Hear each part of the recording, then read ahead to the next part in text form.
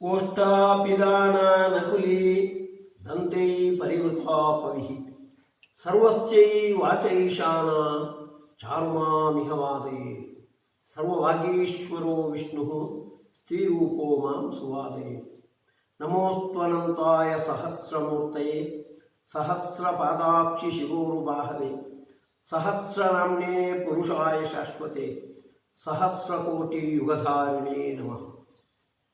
ब्रह्मचर्य हरिप्रीति सुविद्यावादशालिनः इष्टदान् कष्टहर्तॄन्नः विद्यामान्यान् मुनीन् नुमः। तपस्वाध्याय शुश्रूषा कृष्णपूजारतं मुनिं विश्वेशम् इष्टदं वन्दे परिव्राट् चक्रवर्तिनम्। जयत्य संख्योरुबलाम्बुपूरो गुणोच्च रत्नाकर आत्मवैभवः सदा सदात्मज्ञ नदीभिराप्यः कृष्णावतारो ಹರಿರೇಕಸಾಗರ। ಶ್ರೀಮದಾಚಾರ್ಯರು ತನ್ನ ಮಹಾಭಾರತ ತಾತ್ಪರ್ಯ ನಿರ್ಣಯದ 3ನೇ ಅಧ್ಯಾಯದ ಪ್ರಾರಂಭದಲ್ಲಿ ಕೃಷ್ಣನನ್ನು ಸಾಗರದ ಉಪಮೆ ಕೊಟ್ಟು ಸಾಗರದ ರೂಪಕದೊಂದಿಗೆ ಅವನ ವೈಭವವನ್ನು ಈ ರೀತಿ ವರ್ಣನೆ ಮಾಡ್ತಾ ಇದ್ದಾರೆ. ಅದರಲ್ಲಿ ಒಂದು ಅಂಶ, ಸಾಗರಕ್ಕೆ ರತ್ನಾಕರ ಅಂತ ಹೆಸರು. ಯಾಕೆಂದರೆ ರತ್ನಗಳು ಅದರಲ್ಲಿ ತುಂಬಿವೆ ಅಂತ. ಈ ಸಾಗರದಲ್ಲಿ ತುಂಬಿರುವ ರತ್ನಗಳು ಯಾವುದು? ಆಚಾರ್ಯ ಹೇಳ್ತಾರೆ, ಗುಣೋಚ್ಚ ರತ್ನಾಕರಾತ್ಮ ವೈಭವ. ಗುಣಗಳೆಂಬ ಉಚ್ಚರಾದ ರತ್ನ. ಈ ಸಾಗರದಲ್ಲಿ ಇರ್ತಕ್ಕಂಥ ರತ್ನ ಅದು ಜಡ ರತ್ನ. ಆದರೆ ಭಗವಂತನಲ್ಲಿ ಇರ್ತಕ್ಕಂಥ ರತ್ನಗಳು ಉಚ್ಚವಾದ ರತ್ನಗಳು. ಅದು ಗುಣ ಅನ್ನತಕ್ಕಂಥ ರತ್ನಗಳು. ಹೀಗೆ ಗುಣಗಳೆಂಬ ಶ್ರೇಷ್ಠವಾದ ರತ್ನಗಳಿಗೆ ಆಕಾರನಾಗಿರ್ತಕ್ಕಂತಹ ಶ್ರೀಕೃಷ್ಣ ಆ ಗುಣಗಳಲ್ಲಿ 40 ಗುಣಗಳನ್ನು ಭೂದೇವಿ ಉಲ್ಲೇಖ ಮಾಡಿದ್ದಾಳೆ. ಆ 40 ಗುಣಗಳಲ್ಲಿ ಒಂದು 17ನೇ ಗುಣ ಐಶ್ವರ್ಯ ಅಂತ ಅನ್ನುವಂಥ, ಜ್ಞಾನಂ ವಿರಕ್ತಿರೈಶ್ವರ್ಯಂ ಅಂತ ಐಶ್ವರ್ಯ ಗುಣ 17ನೇ ಗುಣವಾಗಿ ಉಲ್ಲೇಖಿಸಲ್ಪಟ್ಟಿದೆ. ಐಶ್ವರ್ಯ ಅಂದರೆ ಸಾಮಾನ್ಯವಾಗಿ ನಮಗೆ ನೆನಪಿಗೆ ಬರುವುದು ಐಶ್ವರ್ಯ ಅಂದರೆ ಸಂಪತ್ತು. ಆದರೆ ಶಾಸ್ತ್ರಕಾರರು ಹೇಳ್ತಾರೆ, ಐಶ್ವರ್ಯ ಅನ್ನುವುದಕ್ಕೆ ಸಂಪತ್ತು ಅಂತಲ್ಲ, ಸಾಮರ್ಥ್ಯ ಅಂತ ಅರ್ಥ. ಐಶ್ವರ್ಯ ಅನ್ನುವ ಶಬ್ದ ಈಶ್ವರಸ್ಯ ಭಾವ ಐಶ್ವರ್ಯಂ ಅಂತ. ಈಶ್ವರ ಅಂದರೆ ಈಶ ಈಷ್ಟೇ, ಸಮರ್ಥನಾಗ್ತಾನೆ ಎನ್ನುವ ಅರ್ಥದಲ್ಲಿ ಇರ್ತಕ್ಕಂಥ ಈಶ ಧಾತುವಿನಿಂದ ಈಶ್ವರ ಅನ್ನುವ ಶಬ್ದ ನಿಷ್ಪನ್ನವಾದದ್ದು. ಹಾಗಾಗಿ ಈಶ್ವರ ಅನ್ನುವುದಕ್ಕೆ ಸಮರ್ಥನಾದವ ಅಂತ ಅರ್ಥ. ಅವನ ಧರ್ಮ ಅಂದರೆ ಐಶ್ವರ್ಯ ಅಂದರೆ ಸಾಮರ್ಥ್ಯ. ಹಾಗಾದರೆ ಐಶ್ವರ್ಯಂ ಅನ್ನುವುದಕ್ಕೆ ಸಾಮರ್ಥ್ಯ ಅಂತ ಅರ್ಥ. ಭಗವಂತನ ಸಾಮರ್ಥ್ಯದ ವೈಭವವನ್ನು ಹೇಳತಕ್ಕಂತಹ 3 ವಿಷ್ಣು ಸಹಸ್ರನಾಮಗಳಿವೆ.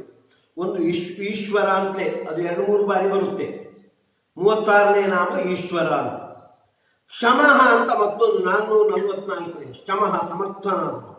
ಇನ್ನೊಂದು ದಕ್ಷ 424ನೇ ನಾಮ. ಈ ನಾಮಾರೂಢವಾಗಿ ಭಗವಂತನ ಸಾಮರ್ಥ್ಯದ ಬಗ್ಗೆ ನಾವು ಸ್ವಲ್ಪ ಚಿಂತನೆಯನ್ನು ನಡೆಸೋಣ. ಅವನ ಸಾಮರ್ಥ್ಯವನ್ನು ಈ ರೀತಿ ಹೇಳ್ತಾ ಇದ್ದಾರೆ, ಕರ್ತುಂ ಅಕರ್ತುಂ ಅನ್ಯತಾ ಕರ್ತುಂ ಚ ಸಮರ್ಥಃ. ಕರ್ತುಂ ಸಮರ್ಥ, ಯಾವುದನ್ನು ಬೇಕಾದರೂ ಮಾಡಲಿಕ್ಕೆ ಸಮರ್ಥನಾದವ. ಉಳಿದ ಯಾರಿಂದಲೂ ಆಗದೇ ಇರತಕ್ಕಂತಹ, ಲಕ್ಷ್ಮಿಯಿಂದ ಪ್ರಾರಂಭಿಸಿ ಪ್ರತಿಯೊಬ್ಬರಿಂದಲೂ ಮಾಡಲಿಕ್ಕೆ ಆಗದೇ ಇರತಕ್ಕಂತಹ ಕಾರ್ಯವನ್ನು ಕೂಡ ಭಗವಂತ ನಡೆಸ್ತಾನೆ. ಕರ್ತುಂ ಸಮರ್ಥ. ಇನ್ನೊಂದು ಅಕರ್ತುಂ ಸಮರ್ಥ, ಆಗಲೇ ಬೇಕಾದದ್ದು, ಆಯಾ ಪದಾರ್ಥದ ಸ್ವಭಾವಕ್ಕೆ ಅನುಗುಣವಾಗಿ ಅದು ಆಗಲೇ ಬೇಕಾದದ್ದು ಅಂತ ಇದ್ರೂ ಕೂಡ ಅದು ಆಗದಂತೆ ಮಾಡುವ ಸಾಮರ್ಥ್ಯ ಅವನಲ್ಲಿದೆ. ಅಕರ್ತುಂ ಸಮರ್ಥ. ಇನ್ನೊಂದು, ಒಂದು ರೀತಿಯಿಂದ ಆಗಬೇಕಾದದ್ದು, ಲೌಕಿಕ ವ್ಯವಹಾರಕ್ಕೆ ಅನುಗುಣವಾಗಿ ಸ್ವಭಾವಕ್ಕನುಗುಣವಾಗಿ ಯಾವುದೋ ಒಂದು ರೀತಿಯಿಂದ ಅದು ಆಗಬೇಕಾದ್ರೆ ಭಗವಂತ ಅದನ್ನು ಅನ್ಯಥಾ ಕರ್ತುಂಚ ಸಮರ್ಥ, ಬೇರೆ ರೀತಿಯಿಂದಲೂ ಕೂಡ ಅದನ್ನು ಮಾಡಿಸ್ತಾನೆ. ಹೀಗೆ ಕರ್ತುಂ ಸಮರ್ಥ, ಅಕರ್ತುಂ ಸಮರ್ಥ, ಅನ್ಯಥಾ ಕರ್ತುಂ ಸಮರ್ಥ ಅಂತ ಆ ಸಾಮರ್ಥ್ಯದ ಏನು 3 ಅಂಶಗಳೇನಿವೆ ಅವುಗಳ ಹಿನ್ನೆಲೆಯಲ್ಲಿ ಕೃಷ್ಣಾವತಾರದ ಕೆಲವು ಮಹಿಮೆಗಳನ್ನು ನಾವು ಆಸ್ವಾದಿಸೋಣ. ಮೊದಲನೇದಾಗಿ ಕರ್ತುಂ ಸಮರ್ಥ ಅನ್ನುವ ಅಂಶಕ್ಕೆ ಸಂಬಂಧಪಟ್ಟಂತೆ 5 ಭಗವಂತನ ಮಹಿಮೆಗಳನ್ನು ನೋಡೋಣ. ಮೊದಲನೇದಾಗಿ ಗೋವರ್ಧನ ಪರ್ವತದ ಉದ್ಧಾರ. 7 ವರ್ಷದ ಬಾಲಕ ಆದ ಕೃಷ್ಣ ಅವ ಒಂದು ಕೈಯಲ್ಲಿ ಗೋವರ್ಧನ ಪರ್ವತವನ್ನೇ ಎತ್ತಿ ಸಪ್ತಾಹ ಕಾಲದವರೆಗೆ ಹಾಗೇ ನಿಂತಿದ್ದಾನೆ. ಇದು ಭಗವಂತನ ಕರ್ತುಂ ಸಮರ್ಥ ಅನ್ನುವ ಅಂಶಕ್ಕೆ ಪೂರಕವಾದ ಒಂದು ಮಹಿಮೆ. ದೇವೇಂದ್ರನ ಉತ್ಸವವನ್ನು ನಿಲ್ಲಿಸಿ ಆ ಉತ್ಸವವನ್ನು ಗೋವರ್ಧನ ಪರ್ವತದ ಹೆಸರಲ್ಲಿ, ಗೋವುಗಳ ಹೆಸರಲ್ಲಿ, ಹಾಗೇನೆ ಬ್ರಾಹ್ಮಣರ ಹೆಸರಲ್ಲಿ ನಡೆಸಬೇಕು ಅಂತ ಕೃಷ್ಣ ಕ್ರಾಂತಿಕಾರಕವಾದ ಧರ್ಮದ ಬದಲಾವಣೆಯನ್ನು ಪ್ರಸ್ತುತಪಡಿಸಿದಾಗ ಅದರಿಂದ ದೇವೇಂದ್ರ ಸಿಟ್ಟುಕೊಂಡು ಸಾಂವರ್ತಕ ಮೇಘಗಳ ಗಣವನ್ನು ಕಳಿಸಿ ಒಂದೇ ಸಮನೆ ಮಳೆ ನಂದವ್ರಜದ ಮೇಲೆ ಮಳೆ ಬರುವಂತೆ ಮಾಡಿದ್ದಾನೆ. ನಂದವ್ರಜ ನಿವಾಸಿಗಳೆಲ್ಲ ಕಂಗಾಲಾಗಿದ್ದಾರೆ. ಕೃಷ್ಣನ ಹತ್ರ ಬಂದು ಅನ್ಯಥಾ ಶರಣಂ ನಾಸ್ತಿ ತ್ವಮೇವ ಶರಣಂ ಮಮ ಅಂತ ಬೇಡಿಕೊಂಡಿದ್ದಾರೆ. ಆಗ ತಸ್ಮಾನ್ ಮಚ್ಚರಣಂ ಗೋಷ್ಠಂ ಮನ್ನಾತಂ ಮತ್ ಪರಿಗ್ರಹಂ ಗೋಪಾಯೇ ಸ್ವಾತ್ಮಯೋಗೇನ ಸೋಯಂ ಮೇ ವ್ರತಾಹಿತ ಅಂತ ಭಗವಂತ ಉದ್ಘೋಷಣೆ ಮಾಡ್ತಾನೆ, ಆಶ್ವಾಸನೆ ಕೊಡ್ತಾನೆ. ನನ್ನನ್ನು ನಂಬಿದವರು ನೀವು, ನನ್ನ ಮಾರ್ಗದರ್ಶನಕ್ಕೆ ಅನುಗುಣವಾಗಿ ಈಗ ಗೋವರ್ಧನ ಪರ್ವತದ ಉತ್ಸವವನ್ನು ನಡೆಸಿದವರು ಗೋಪಾಯೇ ಸ್ವಾತ್ಮಯೋಗೇನು, ನನ್ನ ಸ್ವರೂಪಾತ್ಮಕವಾಗಿರ್ತಕ್ಕಂಥ ಯೋಗ ಉಪಾಯ ಅದರಿಂದ ನಾನು ರಕ್ಷಣೆ ಮಾಡಿಯೇ ಮಾಡ್ತೇನೆ. ಸೋಯಂ ಮೇ ವ್ರತಾಹಿತ, ನನ್ನನ್ನು ನಂಬಿದ ಭಕ್ತರನ್ನು ರಕ್ಷಣೆ ಮಾಡುವಂತಹದ್ದು ನನ್ನ ವ್ರತ. ಯೋಗಶ್ಚೇಮಂ ವಹಾಮ್ಯಹಂ ಅಂತ ಗೀತೆಯಲ್ಲಿ ಬಂದಂತೆ ನನ್ನ ಭಕ್ತರಿಗೇನು ತೊಂದರೆ ಆಗದೇ ಇರುವಂತೆ ನಡೆಸುವಂತಹದ್ದು ನನ್ನ ವ್ರತ ಅಂತ ಹೇಳಿ ಕೃಷ್ಣ ಇತ್ಯುಕ್ತ ಏಕೇನ ಹಸ್ತೇನ ಕೃತ್ವಾ ಗೋವರ್ಧನಾಚಲಂ ದಧಾರ ಲೀಲಯಾ ಕೃಷ್ಣ, ಅನಾಯಾಸವಾಗಿ ಒಂದು ಹಸ್ತದಿಂದ ಗೋವರ್ಧನ ಪರ್ವತವನ್ನು ಮೇಲಕ್ಕೆ ಎತ್ತಿದ್ದಾನೆ. ಗಮನಿಸಬೇಕಾದ ಅಂಶ, ಸಾಮಾನ್ಯವಾಗಿ ಒಂದು ಬೆರಳಿನಿಂದ ಅಂತ ಹೇಳ್ತಾರೆ. ಭಗವಂತನಿಗೆ ಯಾವುದೂ ಅಸಾಧ್ಯವಲ್ಲ. ಒಂದು ಬೆರಳು ಆಗ್ಬೋದು, ಬರೀ ಮನಸ್ಸಿನಿಂದ ಕೂಡ ಅದರ ಧಾರಣೆ ಮಾಡಬಹುದು. ಆದರೆ ಶುಕಾಚಾರ್ಯರು ಹೇಳುವಂತೆ ಇತ್ಯುಕ್ತ ಏಕೇನ ಹಸ್ತೆ, ಒಂದು ಕೈಯಿಂದ ಗೋವರ್ಧನ ಪರ್ವತವನ್ನು ಅವನ ಮೇಲಕ್ಕೆ ಎತ್ತಿರುವಂತ ಲೀಲೆಯ ಅನಾಯಾಸವಾಗಿ, ಅಷ್ಟು ಭಾರದ ಪರ್ವತವನ್ನು ಕೂಡ ಅನಾಯಾಸವಾಗಿ ಎತ್ತಿದ್ದಾನೆ. ಒಂದು ದೃಷ್ಟಾಂತ ಕೊಟ್ಟು ಶುಕಾಚಾರ್ಯರು ಅದನ್ನು ನಮಗೆ ಮನವರಿಕೆ ಮಾಡ್ತಾರೆ. ಛತ್ರಾಕಮಿವ ಬಾಲಕಃ, ಒಬ್ಬ ಹುಡುಗ ಛತ್ರಾಕ ಅಂದ್ರೆ ನಾಯಿಕೊಡೆ, ಮಳೆಗಾಲದಲ್ಲಿ ಬರುತ್ತದೆ ಚಿಕ್ಕ ಕೊಡೆ ಹಾಗೆ. ಆ ನಾಯಿಕೊಡೆಯನ್ನು ಒಬ್ಬ ಬಾಲಕ ಹೇಗೆ ಅನಾಯಾಸವಾಗಿ ಹಿಡ್ಕೊಳ್ಳಬಲ್ಲನೋ ಆ ರೀತಿ ಗೋವರ್ಧನ ಪರ್ವತವನ್ನು ಭಗವಂತ ಎತ್ತಿದ್ದಾನೆ. ಎಷ್ಟು ದಿನಗಳ ಕಾಲ? ವೀಕ್ಷಮಾಣೋ ದಧಾರಾದ್ರಿಂ ಸಪ್ತಾಹಂ ನಾಚಲ ಪದ. ಎಲ್ಲರೂ ನೋಡ್ತಾ ಇದ್ದಾರೆ. ನಂದವ್ರಜ ನಿವಾಸಿಗಳೆಲ್ಲ ಗೋವರ್ಧನ ಪರ್ವತದ ಒಳಕ್ಕೆ ಬಂದು ಕೃಷ್ಣನ ಆದೇಶದ ಮೇರೆಗೆ ಕೃಷ್ಣ ಹಿಡ್ಕೊಳ್ಳುವುದನ್ನು, ಅವನ ಅದ್ಭುತ ಲೀಲೆಯನ್ನು ನೋಡ್ತಾ ಇದ್ದಾರೆ. ನೋಡ್ತಾ ಇದ್ರೆ ಅವರಿಗೆ ಹಸು ನೀರಡಿಕೆ ಬಾಧಿಸುವುದೇ ಇಲ್ಲ. ಅಷ್ಟು ಆಶ್ಚರ್ಯಚಕಿತರಾಗಿ ನೋಡ್ತಾ ಇದ್ದಾರೆ. ಸಪ್ತಾಹಂ ನಾಚಲ ಪದ, 7 ದಿನಗಳ ಕಾಲ ಸ್ವಲ್ಪವೂ ಆ ಕಡೆ ಈ ಕಡೆ ಹಂದದೆ ಚಲಿಸದೆ ಭಗವಂತ ಗೋವರ್ಧನ ಉದ್ಧಾರವನ್ನು ಮಾಡಿದ್ದಾನೆ. ಇದು ಕರ್ತುಂ ಸಮರ್ಥ ಅನ್ನುವುದಕ್ಕೆ ಒಂದು ಪೋಷಕವಾದ ಒಂದು ಅವನ ಲೀಲೆ. ಗಮನಿಸಬೇಕಾದದ್ದು, ಸಾಂವರ್ತಕ ಮೇಘದ ಗಣದಿಂದ ಬಂದಿರತಕ್ಕಂಥ ಮಳೆಯನ್ನು ನಿಲ್ಲಿಸಲಿಕ್ಕೆ ಭಗವಂತನಿಗೆ ಬೇರೆ ರೀತಿಯಿಂದಲೂ ಕೂಡ ಆಗುತ್ತೆ. ಆ ಸಂವರ್ತಕ ಮೇಘಗಳನ್ನೇ ಕರೆದು ನೀವು ಇಲ್ಲಿಗೆ ಬರಬೇಡಿ ಅಂತ ಆದೇಶ ಮಾಡಿ ಕೂಡ ನಿಲ್ಲಿಸುವ ಸಾಮರ್ಥ್ಯ ಅವನಿಗಿದೆ. ಆದರೆ ಬೇರೆ ಯಾವುದೇ ಉಪಾಯವನ್ನು ಅಳವಡಿಸಿಕೊಳ್ಳದೆ ಗೋವರ್ಧನ ಪರ್ವತವನ್ನೇ ಮೇಲಕ್ಕೆ ಎತ್ತಿ ಅದರಲ್ಲಿ ನಂದವ್ರಜ ನಿವಾಸಿಗಳೇ ಆಶ್ರಯ ಕೊಡುವಂತೆ ಭಗವಂತ ಯಾಕೆ ಮಾಡಿದ್ದಾನೆ ಅಂದರೆ ತನ್ನಲ್ಲಿರುವ ಧಾರಣ ಸಾಮರ್ಥ್ಯವನ್ನು ಉಳಿದವರಿಗೆ ತೋರಿಸಿಕೊಡುವಂತೆ. ತಾನು ಭಕ್ತರ ಉದ್ಧಾರಕ. ಆ ಭಕ್ತರನ್ನು ಹೇಗೆ ಬೇಕಾದರೂ ನಾನು ಉದ್ಧಾರ ಮಾಡಬಲ್ಲೆ ಅನ್ನುವುದನ್ನು ಗೋವರ್ಧನ ಪರ್ವತವನ್ನು ಉದ್ಧಾರ ಮಾಡುವ ಮೂಲಕ ಸಾಂಕೇತಿಕವಾಗಿ ಕೃಷ್ಣನಿಗೆ ತೋರಿಸಿಕೊಡಬೇಕಾಗಿತ್ತು. ಅದಕ್ಕಾಗಿ ಹಾಗೆ ಮಾಡಿದ. ಅಲ್ಲದೆ ಗೋವರ್ಧನದ ಉದ್ಧಾರವನ್ನೇ ನೆಪವಾಗಿಟ್ಟುಕೊಂಡು ನಂದಗೋಪ ಮುಂತಾದವರಿಗೆ ತಾನು ಒಬ್ಬ ಗೋವಳ ಅಲ್ಲ, ಒಂದು ದೇವಿ ಅಂಶದಿಂದ ಕೂಡಿದವ ಅಂತ ಅವರಿಗೆ ಎಚ್ಚರಿಕೆ ಬರಬೇಕು. ಗರ್ಗಾಚಾರ್ಯರು ಕೃಷ್ಣನ ನಾಮಕರಣ ದಿವಸವೇ ಹೇಳಿದ್ದಾರೆ ನಂದಗೋಪನ ಹತ್ರ, ಅಯಂತೂ ಸಮಃ ನಾರಾಯಣ ಸಮಃ ಗುಣೈಹಿ ಅಂತ. ಇವನು ನಾರಾಯಣನಿಗೆ ಸಮಾನನಾದವನು ಅಂತ ಎಚ್ಚರಿಕೆ ಕೊಟ್ಟಿದ್ದಾರೆ. ಆದರೆ ಅವ ಅದನ್ನು ಗಂಭೀರವಾಗಿ ಪರಿಗಣನೆ ಮಾಡಿಲ್ಲ. ಆದರೆ ಗೋವರ್ಧನ ಪರ್ವತವನ್ನು ಎತ್ತಿದಾಗ ಗರ್ಗಾಚಾರ್ಯರು ಆವತ್ತು ಅದನ್ನೆಲ್ಲ ಹೇಳ್ತಾನೆ, ಉಳಿದ ಗೋವಳದ ಹತ್ರ ಹೇಳ್ತಾನೆ, ಗರ್ಗಾಚಾರ್ಯರು ಅವತ್ತು ಆ ಮಾತು ಹೇಳಿದ್ರು, ಇದು ಸತ್ಯ ಅಂತ ನನಗೆ ಅನಿಸುತ್ತೆ ಅಂತ. ಹೀಗೆ ಕೃಷ್ಣ ನಂದಗೋಪ ಮುಂತಾದವರಿಗೆ ತನ್ನ ವ್ಯಕ್ತಿತ್ವದ ಸ್ವಲ್ಪ ಪರಿಚಯ ಆಗಬೇಕು ಅನ್ನುವುದಕ್ಕಾಗಿ ಈ ರೀತಿಯೇ ಮಾಡಿದ್ದಾನೆ. ಇದೊಂದು ಅವನ ಕರ್ತುಂ ಸಾಮರ್ಥ್ಯಕ್ಕೆ ಇರತಕ್ಕಂಥ ಒಂದು ಮಹಿಮೆ. ಅದೇ ರೀತಿ ಅಲ್ಪಾವಧಿಯಲ್ಲಿ ಭಗವದ್ಗೀತೆಯ ಉಪದೇಶ. ಗೀತೆಯಲ್ಲೇ ಹೇಳ್ತಾರೆ, ಪ್ರವೃತ್ತೇ ಶಸ್ತ್ರ ಸಂಪಾತೆ ಧನುರುದ್ಯಮ್ಯ ಪಾಂಡವ ಋಷಿಕೇಶಂ ತದಾ ವಾಕ್ಯಂ ಇದಮಾಹ ಮಹೀಪತೆ. ಪ್ರವೃತ್ತೇ ಶಸ್ತ್ರ ಸಂಪಾತೆ, ಶಸ್ತ್ರ ಪ್ರಯೋಗ ಪ್ರಾರಂಭವಾಗಿದೆ ಕುರುಕ್ಷೇತ್ರದಲ್ಲಿ. ಆಗ ಅರ್ಜುನ ಹೇಳುವುದು, ನನ್ನ ರಥಮ್ಮೆ ಸ್ಥಾಪಯ ಅಂತ, ಈ ಸೇನೆಯವರು ಉಭಯವ್ರ ಮಧ್ಯೆ ರಥಂ ಸ್ಥಾಪನೆ ಮೆಚ್ಚುತ ಅಂತ ಅರ್ಜುನ ಹೇಳುವುದು. ಆಗ ಅರ್ಜುನ ಅಲ್ಲಿರ್ತಕ್ಕಂತಹ ಬಂಧುಗಳನ್ನೆಲ್ಲ ಕಂಡು ಮೋಹಕ್ಕೆ ಒಳಗಾಗುವುದು. ಆ ಸಂದರ್ಭದಲ್ಲಿ ಕೃಷ್ಣ ಭಗವದ್ಗೀತೆಯನ್ನು ಉಪದೇಶ ಮಾಡುವುದು. ಗಮನಿಸಿ, ಭಗವದ್ಗೀತೆ 18 ಅಧ್ಯಾಯಗಳಲ್ಲಿದೆ, 700 ಶ್ಲೋಕಗಳು ಇರುವಂತಹದ್ದು.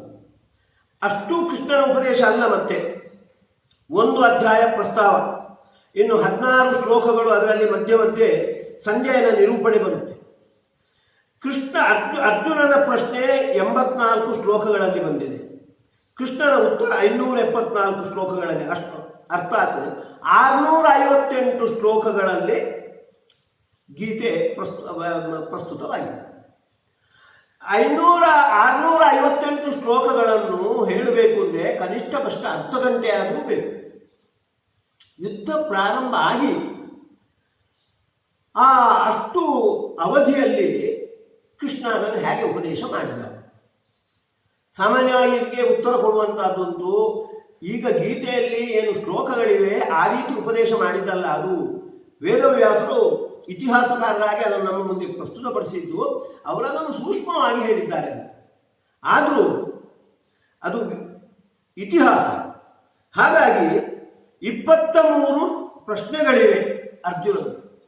ಅವ ಪ್ರಶ್ನೆ ಮಾಡದೆ ಅದನ್ನು ವೇದವ್ಯಾಸರು ಅವ ಪ್ರಶ್ನೆ ಮಾಡಿದ ಅಂತ ಹೇಳಲಿಕ್ಕೆ ಬರುವುದಿಲ್ಲ. ಆ 23 ಪ್ರಶ್ನೆಗಳನ್ನು ಅರ್ಜುನನ 84 ಶ್ಲೋಕಗಳಲ್ಲಿ ಪ್ರಸ್ತುತಪಡಿಸಿರುವಂಥ ಆ 23 ಪ್ರಶ್ನೆಗಳಿಗೆ ಕೃಷ್ಣನ ಉತ್ತರ ಅಂದರೆ ಕನಿಷ್ಠ ಕಷ್ಟ ಅರ್ಧ ಗಂಟೆ ಬೇಕೇ ಬೇಕು. ನಡುವೆ ವಿಶ್ವರೂಪದ ದರ್ಶನ ಬೇರೆ ಬಂದಿದೆ. ಇಷ್ಟು ಕಾಲ ಕೃಷ್ಣ ರಣಾಂಗಣದಲ್ಲಿ ಯುದ್ಧ ಪ್ರಾರಂಭ ಆದ ಮೇಲೆ ಹೇಗೆ ಉಪದೇಶ ಮಾಡಿದ. ಇದು ಹೇಗೆ ಅಂದರೆ ಆ ಸಂದರ್ಭದಲ್ಲಿ ಹೇಳುವುದಿಲ್ಲ.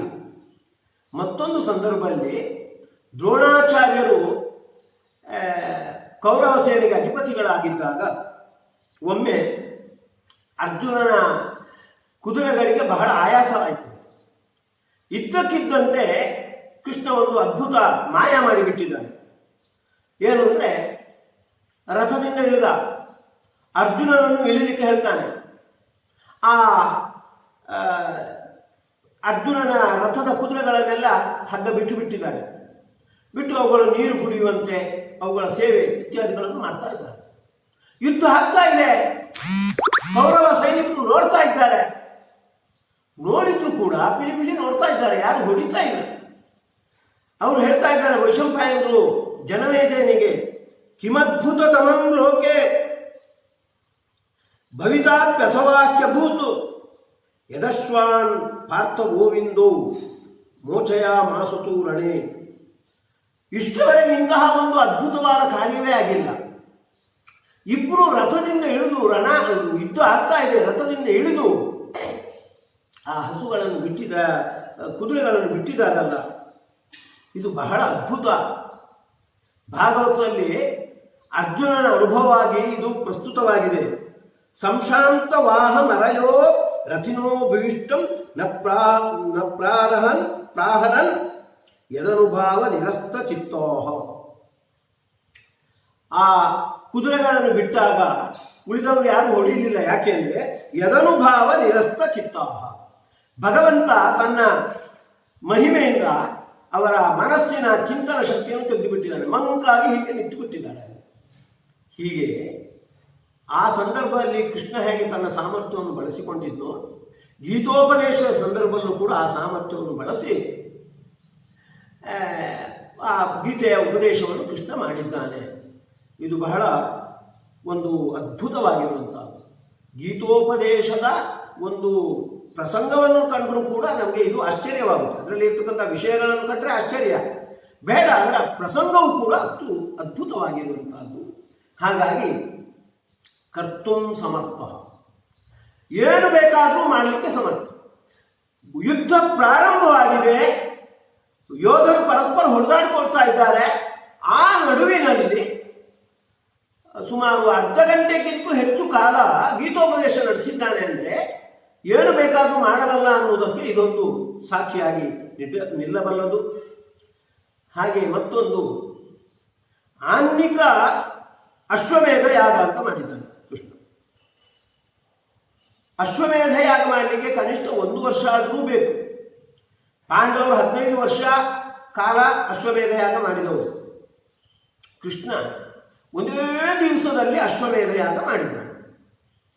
ಅಶ್ವಮೇಧ ಯಾಗದ ಒಂದು ಅಂಗ ಏನು ಗೊತ್ತಾ? ಒಂದು ಕುದುರೆಯನ್ನು ಬಿಡಬೇಕು.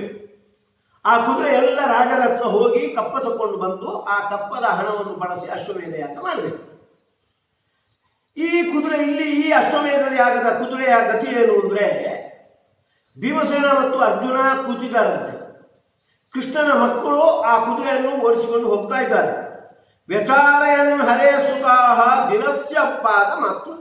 ಇದು ಒಂದು ದಿವಸ ನಡೆಯತಕ್ಕಂಥ ಅಶ್ವಮೇಧ. ಹಾಗಾಗಿ ದಿನದ ಪಾದ ಅಂದ್ರೆ 7.5 ಗಂಟೆ, 24 ತಾಸಿನ ಒಂದು ದಿನದ ಪಾದ ಅಂದ್ರೆ 7.5 ಗಂಟೆ ಈ ಅಶ್ವಮೇಧ ಯಾಗದ ಅಶ್ವವನ್ನು ಅವರು ಓಡಿಸಿದ್ದಾರೆ. ಎಷ್ಟು ದೂರ ಓಡಿಸಿದ್ದಾರೆ? ಹಯಸ್ಸ ಕೃಷ್ಣ ನಿರ್ಮಿತೋ ದಿನೇನೆ ಲಕ್ಷ ಯೋಜನಂ ಶ್ರಮೋಹಿ ಗಂತು ಮಂಜಸ. ದಿನದಲ್ಲಿ ಅಶ್ವಮೇಧ ಯಾಗ ಆಗಬೇಕು ಅನ್ನುವುದಕ್ಕಾಗಿ ಕೃಷ್ಣ ಒಂದು ಅಶ್ವವನ್ನು, ಆ ರೀತಿ ಅಶ್ವವನ್ನು ನಿರ್ಮಾಣ ಮಾಡಿದ್ದಾನೆ. ಎಷ್ಟು ಅಂದ್ರೆ ಅದು ಒಂದು ದಿನದಲ್ಲಿ 1,00,000 ಯೋಜನದಷ್ಟು ದೂರ ಹೋಗಬಲ್ಲದು. ಅಷ್ಟು ವೇಗವಾಗಿ ದೂರ ಹೋಗಬಲ್ಲ ಒಂದು ಅಶ್ವವನ್ನು ಅದಕ್ಕಾಗಿ ನಿರ್ಮಾಣ ಮಾಡಿದ್ದಾನೆ. ಆ ಅಶ್ವದ ಮಾಧ್ಯಮದಲ್ಲಿ ಅಶ್ವಮೇಧ ಯಾಗ ನಡೆದಿದೆ. ಸ್ವಾರಸ್ಯ ಅಂದರೆ ಅದರ ನಡುವೆ ಒಬ್ಬ ತೃಣಾವಹ ಅಂತಕ್ಕಂತಹ ಬ್ರಾಹ್ಮಣ ಬಂದು ಅವ ತನ್ನ ಮಕ್ಕಳು ಹುಟ್ಟಿದಾಗೆ ಸಾಯ್ತಾ ಇದ್ದಾರೆ ಅಂತ ಕೇಳ್ಕೊಂಡಾಗ ಮೊದಲು ಅರ್ಜುನ ತಾನು ಅದನ್ನು ರಕ್ಷಣೆ ಮಾಡ್ತೇನೆ ಅಂತ ಹೇಳಿದ. ಅರ್ಜುನನಿಗೆ ಆಗಿಲ್ಲ. ಹಾಗಾಗಿ ಅರ್ಜುನ ಅಗ್ನಿ ಪ್ರವೇಶ ಮಾಡಬೇಕಾದ ಪ್ರಸಂಗ ಬಂದಾಗ ಕೃಷ್ಣ ಅರ್ಜುನನನ್ನು, ಆ ಬ್ರಾಹ್ಮಣನನ್ನು ಕರ್ಕೊಂಡು ಹೋಗಿ ತನ್ನ ವೈಕುಂಠ ಲೋಕಕ್ಕೆ ಕರ್ಕೊಂಡು ಹೋಗಿ ಅಲ್ಲಿ ತನ್ನ ಕುಮುದೇಕ್ಷಣ, ನಂದ, ಸುನಂದ ಆ 4 ಮಕ್ಕಳೇ ಇದಾಗಿ ಬಂದಿರುವಂಥದ್ದು, ಈ ಬ್ರಾಹ್ಮಣನ ಮಕ್ಕಳಾಗಿ ಬಂದಿರುವಂಥದ್ದು. ಅವರನ್ನು ತಂದು ಮತ್ತೆ ಆ ಬ್ರಾಹ್ಮಣನಿಗೆ ಇದು ಒಪ್ಪಿಸಿ ಅರ್ಜುನನನ್ನು ಪುರ ಕರ್ಕೊಂಡು ಬಂದ. ಇಷ್ಟು ಮಾಡಿ ಮತ್ತೆ ಇದು ಒಂದು ದಿವಸದ ಆನ್ನಿಕ ಅಶ್ವಮೇಧ ಯಾಗದ ನಡುವೆ ನಡೆದಿರುವಂಥದ್ದು. ಹಾಗಾಗಿ ಅಶ್ವಮೇಧದಲ್ಲಿ ದೀಕ್ಷಿತನಾಗಿರ್ತಕ್ಕಂಥ ಕೃಷ್ಣ ಈ ರೀತಿ ನಡುವಿನಲ್ಲಿ ಹೋಗಿರುವಂತಹದ್ದು ಇದು ಅಶ್ವಮೇಧ ಯಾಗಕ್ಕೆ ಒಂದು ಚ್ಯುತಿ ತರುವಂಥದ್ದು. ಅದಕ್ಕಾಗಿ ಲೋಕ ಶಿಕ್ಷಾರ್ಥಮೇವಾಸು ಪ್ರಾಯಶ್ಚಿತ್ತಂಚ ಚಾಲನೆ ಚಕ್ರೇ ಶಾರ್ಧ ಮುಹೂರ್ತೇನ 3 ಗಳಿಗೆಯಲ್ಲಿ ಒಂದು ಪ್ರಾಯಶ್ಚಿತ್ತವನ್ನು ಮಾಡಿದ್ದಾನೆ.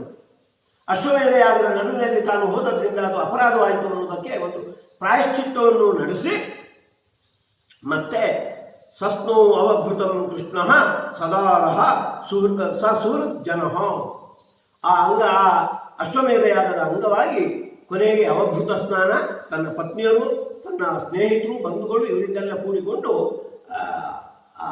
ಅವಭೃತ ಸ್ನಾನವನ್ನು ಕೂಡ ಮಾಡಿಬಿಟ್ಟಿದ್ದಾನೆ. ಹೀಗೆ ಯಶಸ್ವಿಯಾಗಿ ಒಂದು ದಿವಸದಲ್ಲಿ ಅಶ್ವಮೇಧ ಯಾಗ ಮಾಡಿರ್ತಕ್ಕಂತಹ ಒಂದು ಕ್ರೆಡಿಟ್, ಕೀರ್ತಿಯನ್ನು ಕೃಷ್ಣನಿಗೆ. ಹೀಗೆ ಅವ ಕರ್ತುಂ ಸಮರ್ಥ, ಧಾರ್ಮಿಕ ಕಾರ್ಯವನ್ನು ಅದನ್ನು ಒಂದೇ ದಿವಸದಲ್ಲಿ ಎಷ್ಟು ಸೂಕ್ಷ್ಮ ಅವಧಿಯಲ್ಲೂ ಕೂಡ ಮಾಡಲಿಕ್ಕೆ ಅವ ಸಮರ್ಥ ಅನ್ನೋದನ್ನು ತೋರಿಸಿಕೊಟ್ಟಿದ್ದಾನೆ.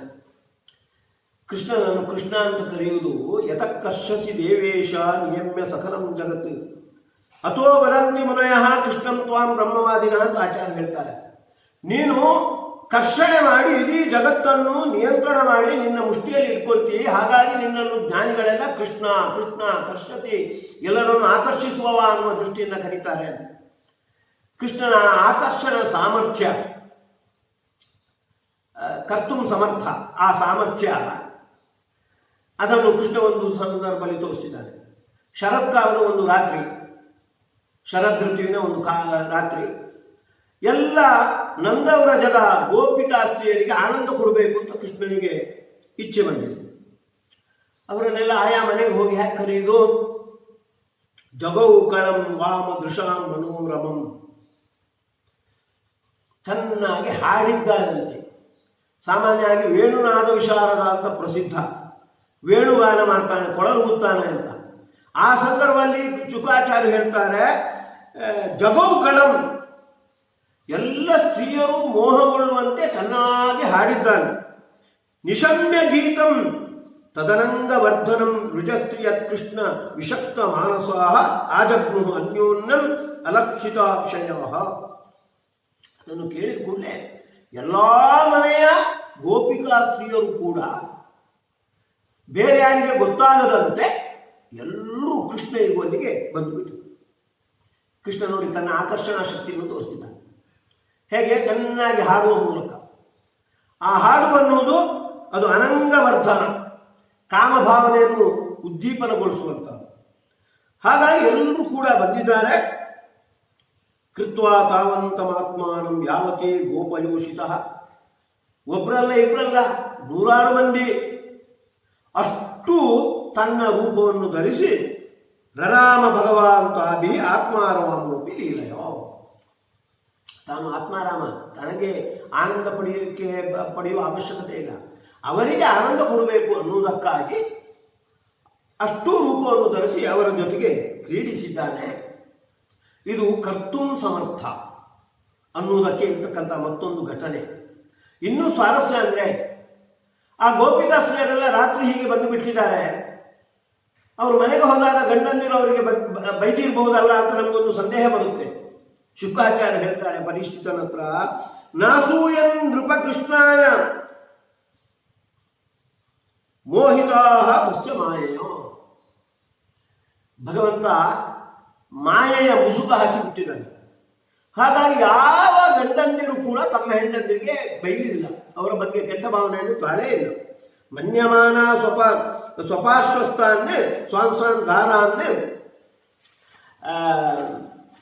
ವೃಜೌಕಸಃ, ತಮ್ಮ ಪತ್ನಿಯರು ತಮ್ಮ ಪಕ್ಕದಲ್ಲೇ ಇದ್ದಾರೆ ಅಂತ ಅವರು ತುಕ್ಕೊಂಡು ಬಿಟ್ಟಿದ್ದಾರೆ. ಆ ರೀತಿ ಭಗವಂತ ಮತ್ತ ಸ್ಮೃತಿ ಜ್ಞಾನ ಅಪೋಹನಂಚ ಅಂತ ಮಾಯೆಯಿಂದ ಅವರಿಗೆ ಆ ಒಂದು ಭಾವನೆ ಬರುವಂತೆ ಭಗವಂತ ಮಾಡಿಬಿಟ್ಟಿದ್ದಾರೆ. ಇದು ಮತ್ತೆ ಒಂದು ಕರ್ತುಂ ಸಮರ್ಥ ಅನ್ನುವುದಕ್ಕೆ ಒಂದು ಜ್ಞಾಪಕವಾಗಿರುವಂತಹದ್ದು.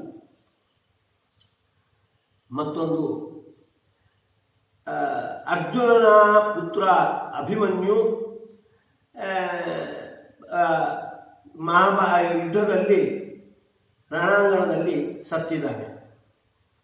ಅರ್ಜುನನಿಗೆ ಸಿಟ್ಟು ಬಂದು ಅವ ಪ್ರತಿಜ್ಞೆ ಮಾಡ್ತಾನೆ, ನನ್ನ ಪುತ್ರನ ಸಾವಿಗೆ ವಿಶೇಷ ಕಾರಣನಾಗಿರ್ತಕ್ಕಂಥವರ ಜಯದ್ರಥ, ಅವನನ್ನು ನಾಳೆ ಸಂಜೆ ಸೂರ್ಯ ಅಸ್ತಮಾನ ಆಗುವ ಮುಂಚೆ ಅವನನ್ನು ಕೊಲ್ತೇನೆ, ಇಲ್ಲಿದ್ರೆ ನಾನು ಅಗ್ನಿ ಪ್ರವೇಶ ಮಾಡ್ತೇನೆ.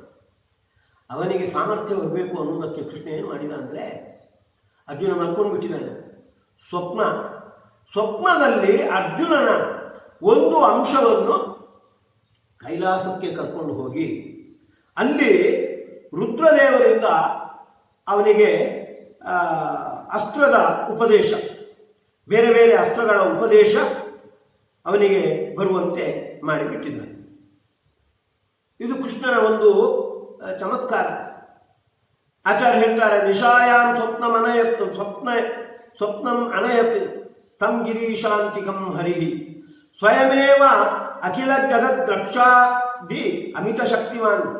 ತಾನೇ ಉಪದೇಶ ಮಾಡಬಹುದು, ಆದರೆ ಅವನು ಗುರು ಅಪ್ಯಚ್ಯುತೋ ಗುರುದ್ವಾರ ಪ್ರಸಾದಕೃತಹಂ ಚ್ಯುತಿ ಜ್ಞಾಪಯನ್, ತಾನು ಗುರುಗಳ ಮಾಧ್ಯಮದಲ್ಲಿ ಅನುಗ್ರಹ ಮಾಡುವುದು ಅಂತ ತೋರಿಸುವುದಕ್ಕಾಗಿ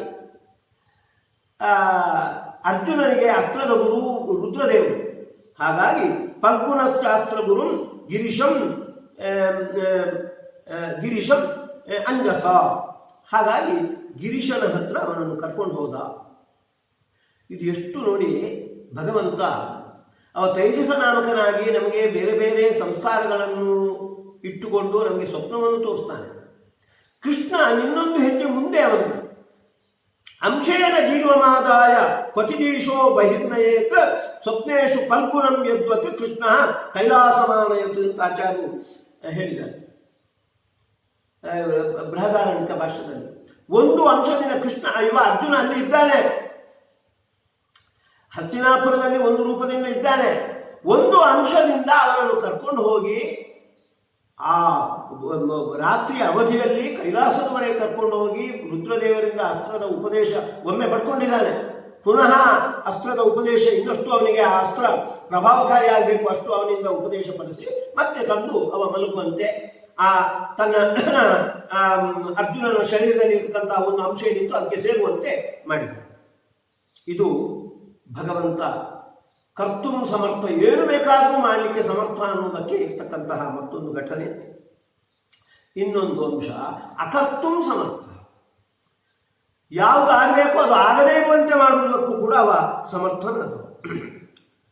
ಸಾಮಾನ್ಯವಾಗಿ ಕೆಲವು ದೃಷ್ಟಾಂತಗಳನ್ನು ನೋಡೋಣ. ಸತ್ತವರು ಮತ್ತೆ ಬದುಕುವುದಿಲ್ಲ, ಒಬ್ಬ ಕೊಂದ್ರೆ ಅವ ಸಾಯಲೇಬೇಕು.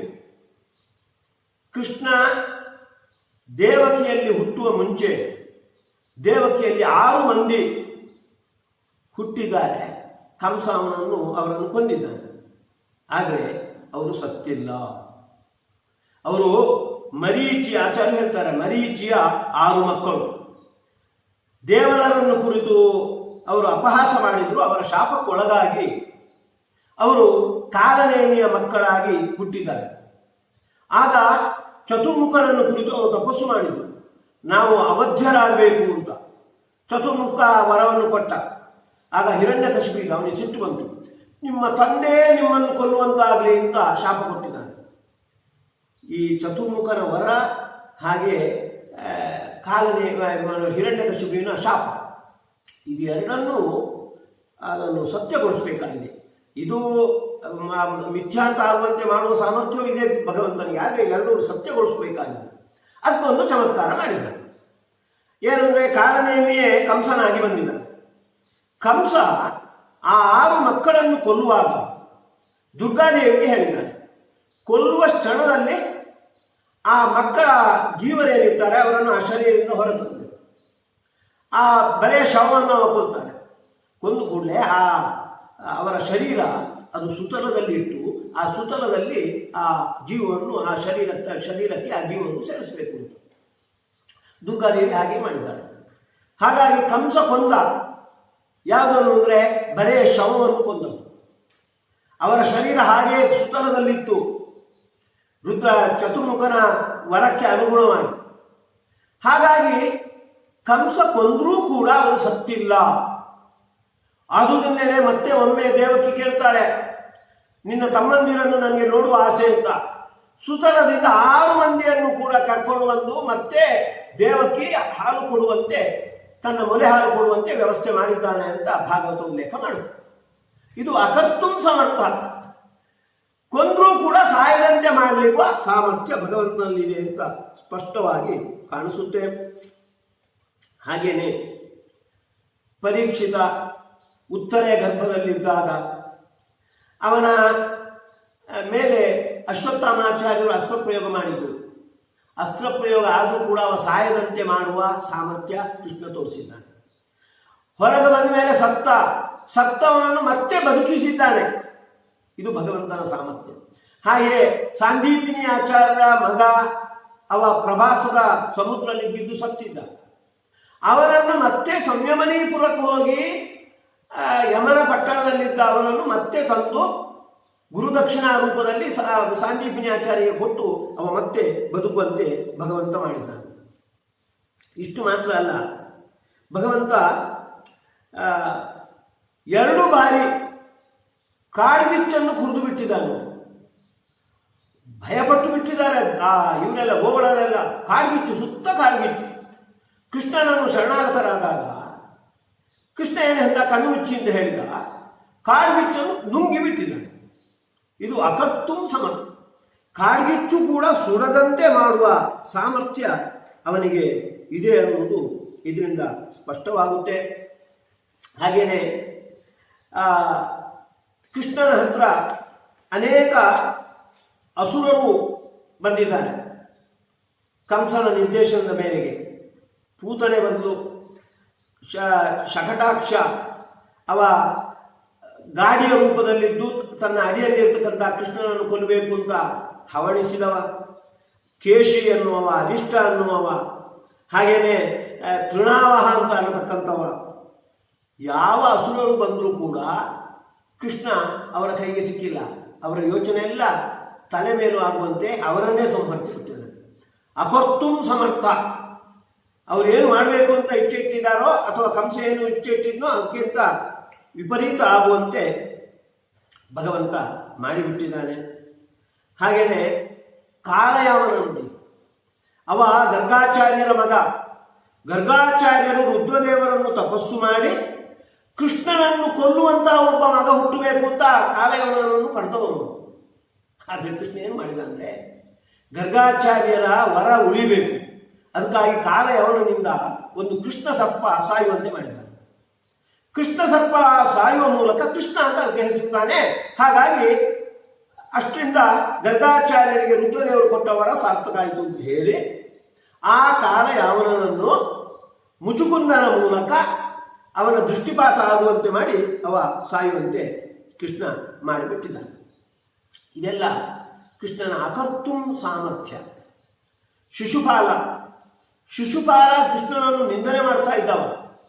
ಆದರೆ ಆ ಶಿಶುಪಾಲನನ್ನು ಕೊಂದಾಗ ಅವನಲ್ಲಿರ್ತಕ್ಕಂಥ ಜಯ ಅವನಿಗೆ ದುರ್ಗತಿ ಬಾರದಂತೆ ತನ್ನಲ್ಲಿ ಸೇರಿಸಿ ಭಗವಂತ ಅನುಗ್ರಹ ಮಾಡಿದ್ದಾನೆ.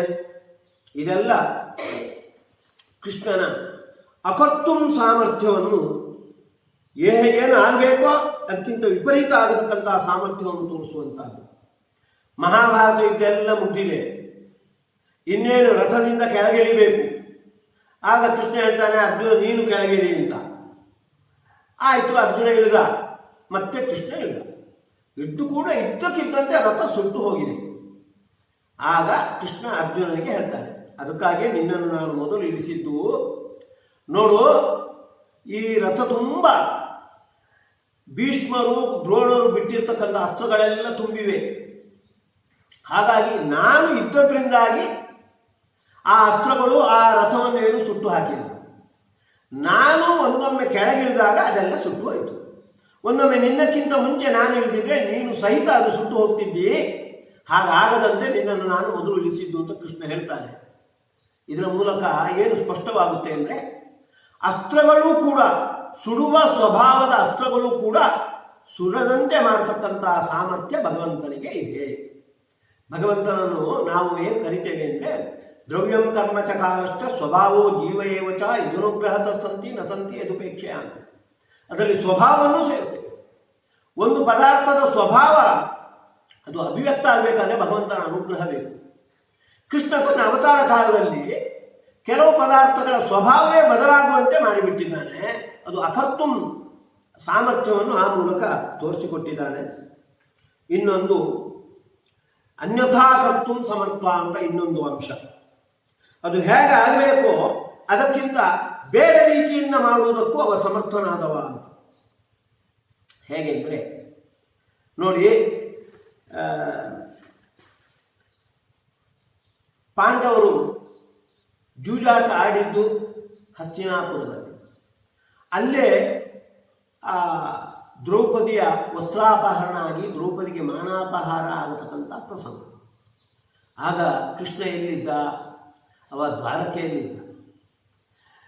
ದ್ರೌಪದಿ ಪ್ರಾರ್ಥನೆ ಮಾಡಿದ್ದು, ಅದಕ್ಕೆ ಸ್ಪಂದಿಸಿದ ಕೃಷ್ಣ ದ್ವಾರಕೆಯಲ್ಲಿ ಇದ್ದುಕೊಂಡೇ ಅಕ್ಷಯ್ಯ ವಸ್ತ್ರದಾನ ಮಾಡಿ ಅವಳ ಮಾನದ ರಕ್ಷಣೆಯನ್ನು ಮಾಡಿದ. ಇದು ಅನ್ಯಥಾ ಕರ್ತುಂ ಸಾಮರ್ಥ್ಯವನ್ನು ತೋರಿಸುವಂತ. ಸಾಮಾನ್ಯ ಮಾನ ರಕ್ಷಣೆ ಅಲ್ಲೇ ಇದ್ದುಕೊಂಡು ಮಾಡಬಹುದು. ಅದು ಕೃಷ್ಣ ಹಾಗಲ್ಲ. ಎಲ್ಲೋ ದ್ವಾರಕೆಯಲ್ಲಿದ್ದುಕೊಂಡು ಹಸ್ತಿನಾಪುರದಲ್ಲಿ ಆಗತಕ್ಕಂತಹ ದ್ರೌಪದಿಯ ಮಾನಾಪಹರಣ ಅದು ಆಗದಂತೆ ಅದಕ್ಕೆ ಬೇಕಾಗಿರ್ತಕ್ಕಂತಹ ಒಂದು ವ್ಯವಸ್ಥೆಯನ್ನು ಕೃಷ್ಣ ಮಾಡಿದ. ಇದು ಅನ್ಯಥಾ ಕರ್ತುಂ ಸಮರ್ಥ. ಕೃಷ್ಣ ನಂದವ್ರಜದಲ್ಲಿದ್ದಾಗ ಅವನಿಗೆ ವೃಂದಾವನಕ್ಕೆ ಹೋಗಬೇಕು ಅಂತ ಅನಿಸ್ತು. ಹೇಳಿದ ಅವರ ಹತ್ರ ಎಲ್ಲ, ನಂದಗೋಪ ಮುಂತಾದವರಲ್ಲಿ ಹೇಳಿದ, ವೃಂದಾವನಕ್ಕೆ ಹೋಗೋಣ, ಅಲ್ಲಿ ಹಸುಗಳು ಮೇಯಲಿಕ್ಕೆ ಬೇಕಾದ ಹುಲ್ಲು ವಾತಾವರಣ ಎಲ್ಲ ಚೆನ್ನಾಗಿದೆ ಅಂತ. ಅದೇ ಜನನೀ ಜನ್ಮಭೂಮಿಷ್ಠ ಸ್ವರ್ಗಾದಪಿ ಗರೀಯಸಿ ಅಂತ ನಂದವ್ರಜವನ್ನು ಬಿಡ್ಲಿಕ್ಕೆ ಅವರೆಲ್ಲ ಕೇಳಲಿಲ್ಲ. ಏನು ಮಾಡಿದ ಕೃಷ್ಣ? ತನ್ನ ರೋಮ ಕೂಪದಿಂದ ತೋಳಗಳನ್ನು ಸೃಷ್ಟಿ ಮಾಡಿದ. ಹುಲಿಯಂತೆ ಇದ್ದಿರ್ತಕ್ಕಂಥ ತೋಳಗಳು ಅವೆಲ್ಲ ಉಪದ್ರವ ಕೊಡಲಿಕ್ಕೆ ಶುರು ಮಾಡಿದ. ಮತ್ತೆ ಕೃಷ್ಣ ಹೇಳಿದಾಗ ಅವರೆಲ್ಲ ವೃಂದಾವನಕ್ಕೆ ಹೋದ್ರು. ಆದರೆ ಇಲ್ಲಿದ್ರೆ, ನಂದವ್ರಜದಲ್ಲಿದ್ದರೆ ಈ ತೋಳಗಳು ನಮ್ಮನ್ನು ಬಿಡುವುದಿಲ್ಲ, ಅದಕ್ಕಾಗಿ ವೃಂದಾವನಕ್ಕೆ ಹೋಗೋಣ ಅಂತ ವೃಂದಾವನಕ್ಕೆ ತೆರಳಿಬಿಟ್ಟು. ಇದು ಅನ್ಯಥಾ ಕರ್ತುಂ ಸಮರ್ಥ, ಕೃಷ್ಣನ ಒಂದು ಸಾಮರ್ಥ್ಯ. ಅವರು ಜನ್ಮಭೂಮಿ ನಾವು ನಂದವ್ರಜಲ್ಲೇ ಇರಬೇಕು ಅಂತ ಅವರು ಇಚ್ಛೆ ಪಟ್ಟರೆ ಅವರ ಇಚ್ಛೆ ಸುಳ್ಳಾಗುವಂತೆ ಮಾಡಿ ಅವರು ವೃಂದಾವನಕ್ಕೆ ಹೋಗುವಂತೆ ಭಗವಂತ ಮಾಡಿರುವಂತಹದ್ದು. ಹಾಗೇನೆ ಜರ ಅನ್ನತಕ್ಕಂಥ ವ್ಯಾಧ ತನ್ನ ಕಾಲಿಗೆ, ಕೃಷ್ಣನ ಕಾಲಿಗೆ ಬಾಣ ಬಿಟ್ಟರೆ ಅದು ಅವನ ಪಾಲಿಗೆ ಪಾಪ ಆಗದೆ ಅದು ಪುಣ್ಯವೇ ಆಗುವಂತೆ ಭಗವಂತ ಅದನ್ನು ಪರಿವರ್ತನೆ ಮಾಡಿದ್ದಾನೆ ಭಕ್ತವತ್ಸಲನಾದ ಕೃಷ್ಣನು. ಆ ಜರ ಅವ ಭಯಪಟ್ಟರೆ, ನೀನು ಭಯಪಡಬೇಡ, ನೀನು ಮಾಡಿದ್ದು ಒಳ್ಳೆಯದೇ ಆಯಿತು ಅಂತ ಹೇಳಿ ಅವನ ಮೂಲ ಸ್ವರೂಪವಾಗಿರ್ತಕ್ಕಂಥ ಭೃಗು ಋಷಿಗಳ ಮೇಲೆ ಅನುಗ್ರಹ ಮಾಡಿ ಅವನಿಗೆ ಸ್ವರ್ಗ ಸಿಗುವಂತೆ ಮಾಡಿದ. ಇದು ಅನ್ಯಥಾ ಕರ್ತುಂ ಸಮರ್ಥ. ಇದಕ್ಕಿಂತಲೂ ಸ್ವಾರಸ್ಯ ಅಂದರೆ, ಉದಂಕ ಅನ್ನುವ ಋಷಿ ಅವ ಕೃಷ್ಣನನ್ನೇ ಶಾಪ ಕೊಡ್ಲಿಕ್ಕೆ ಹೋದ. ಯಾಕೆಂದ್ರೆ ತನ್ನ ಶಿಷ್ಯನಾಗಿರ್ತಕ್ಕಂಥ ದುರ್ಯೋಧನನ್ನು ಕೊಂದವ. ಆಗ ಭಕ್ತವತ್ಸಲನಾದ ಕೃಷ್ಣ ಅವನಿಗೆ ಉಪದೇಶ ಮಾಡಿ ತನ್ನ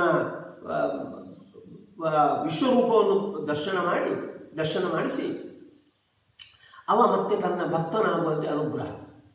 ಅದಕ್ಕಿಂತ ಮುಖ್ಯ ಗರ್ಗಾಚಾರ್ಯರು ಎಷ್ಟು ಮಾಡಿದ್ದಾರೆ ಅಂದರೆ, ಅವರು ಕೃಷ್ಣನ ನಾಮಕರಣ ಮಾಡಿದವರು.